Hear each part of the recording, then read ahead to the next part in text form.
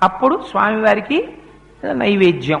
అప్పటికి అవసర నైవేద్యం మీ దగ్గర ఏది ఉంటే అది. ఒకవేళ ఏదీ లేదనుకోండి, బాగా జ్ఞాపకం పెట్టుకోండి ఒక విషయాన్ని.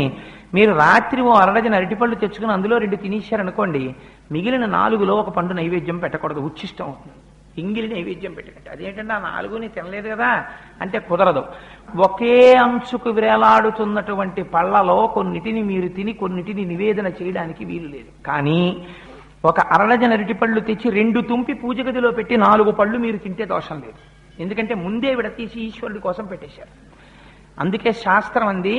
మరి ఇలా ఒక్కొక్క రోజున ఇంట్లో అసలు ఉచ్చిష్టం కాని పదార్థం లేకపోతే మరి నివేదన ఎలాగా అంటే, శాస్త్రంలో రహస్యం ఏంటంటే ఎప్పుడూ కూడా అంటూ నిలవ చెయ్యడం అనేటటువంటి దోషములు లేని పదార్థం ప్రపంచంలో ఒక్కటే ఒక్కటి ఉంది.